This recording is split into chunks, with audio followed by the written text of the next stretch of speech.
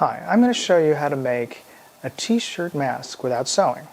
All you'll need is a good pair of scissors, some duct tape, a shot glass, a grocery twist tie or paper clip, a Sharpie and a pencil, and a ruler. Take an old t-shirt, and what you want to do is measure your face, because everybody's face is different. You want to measure from the bridge of your nose down to the base of your chin. And you can use the t-shirt to do that. So just take one end. And for me, a ruler. That's about eight inches. So we're going to take a ruler. And if you don't have a ruler, then use a piece of paper to jot down the length. Take our t-shirt, and we're going to mark out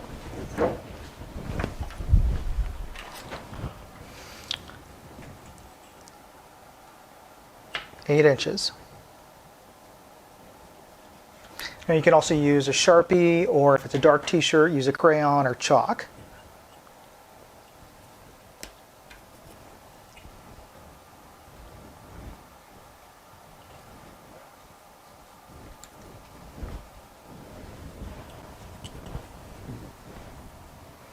And it's not super critical that you get the measurement dead on, but you want to have just enough material. And it looks like we're going to be able to make 3 strips out of this one old t-shirt. So just want to mark off guidelines for you to cut along.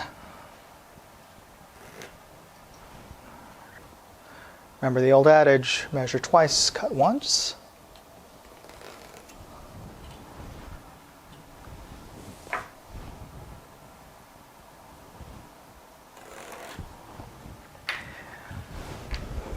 Now, if we've got 3 strips, we're actually going to be able to make up to 6 masks. Actually, a little bit more than that, but the ones that we're going to be making today that don't require any sewing, we'll be able to make 6 of them.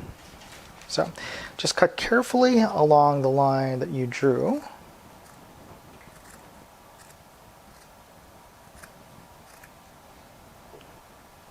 And you want to make sure that you cut both sides of the shirt.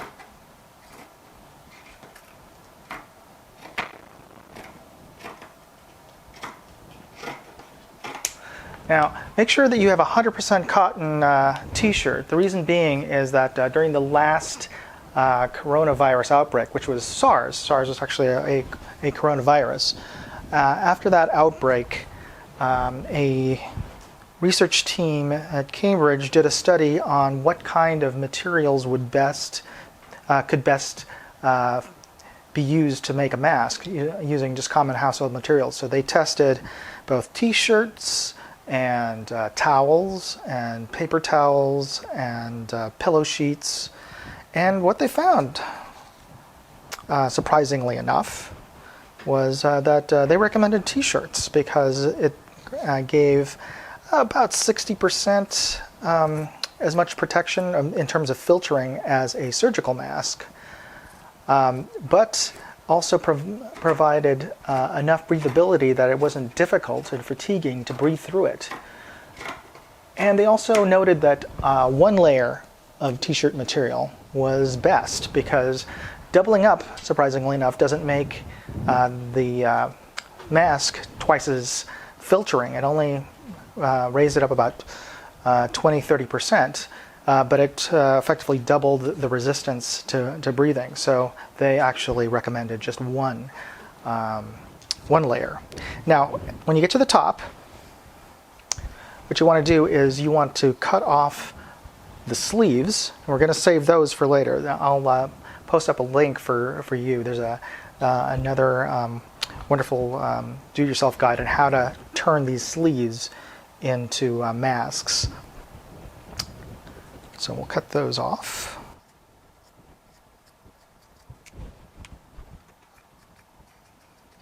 Okay, sleeves, I'll put those aside, save them for later for another project. And you also want to save the collar.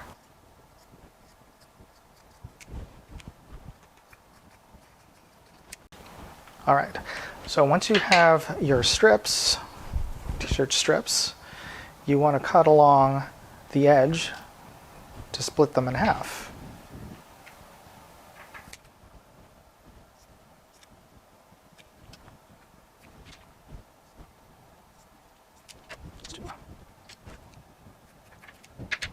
So the reason why everybody should be wearing masks is actually not to protect yourselves, but to protect everybody else. This is just like social distancing. What face masks do is actually they capture the little micro droplets of our breath that we exhale constantly, whether we're breathing or sneezing or talking. Little micro droplets of moisture are exhaled out of our lungs, and viruses actually are in those little particles.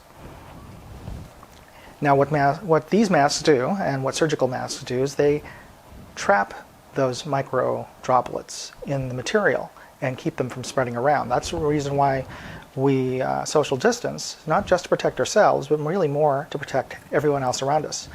One of the reasons why the coronavirus, COVID-19, has been so good at spreading and becoming a pandemic is because of asymptomatic spread. That means asymptomatic means you don't have any symptoms, that people are walking around for as many as 14 days and not realizing that they have the virus in them, that they are infected, but they don't feel any symptoms. They don't feel any, no fever, no aches and pains, no coughing. And those symptoms don't show up for as many as 14 days. And so during that time, they're spreading the virus around to their friends, family, and people they work with. And this is the reason why it's totally helpful to wear a mask all the time when you're outside, because you could be inadvertently spreading the virus.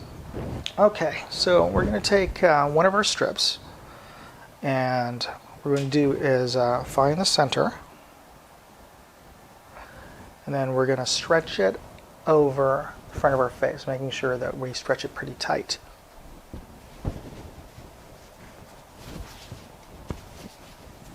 What you want to do is once we have that stretch across our face tight, find where the material centers in our ears, and pinch and mark that spot with a marker. And this is where our ear holes will go. What we want to do is, once we've found those spots, take a shot glass, and everybody's ears are a little bit different, but they're actually smaller than you might think, because we're just measuring the base of our ears. So for me, shot glass, and for a lot of people, shot glass will be perfect for that. So what you want to do is find where your marker points are and draw a circle on your fabric strip.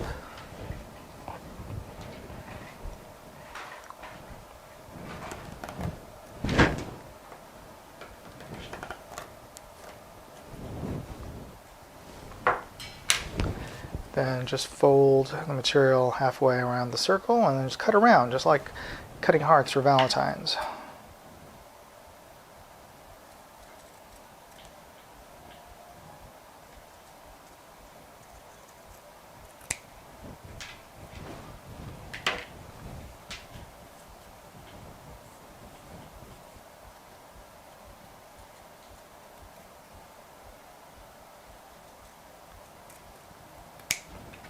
All right, and once you're done,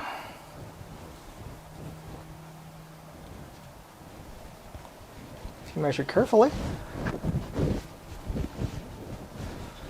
you have a mask. Now what you can do is actually you can take the lower corners of that, and you can tie it behind your head for a tighter seal. Or you can get binder clip to do that. Now, if you do have gaps around your nose because of the way your face is shaped, what you can do is you could take a grocery twist tie, or if you don't have that, if you have paper clips at home, straighten them out. You have this basically a piece of wire. And if you don't have that, you take some aluminum foil, take a strip, and then roll it up so that you have basically the same thing. What you want to do is take that, take the grocery twist tie in this case, find your center, again finding center where your nose is going to be. Then take some duct tape. I'm going to measure out just enough to get cover up the length of that twist tie.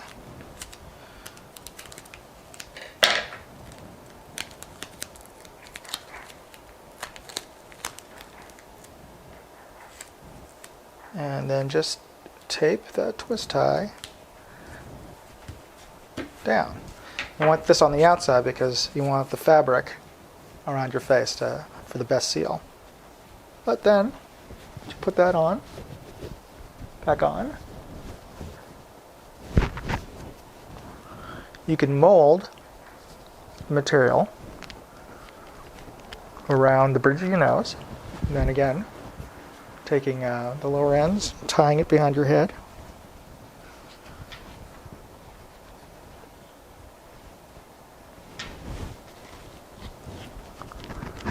Now, you have a working mask without sewing.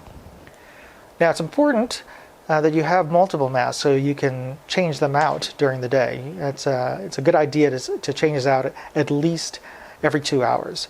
And fortunately, with this technique, you're able to make at least 6 masks from one t-shirt. Now, it's important that when you do go, anytime you go out, as soon as you get back home, you take off your mask. Make sure you fold the outside in on itself.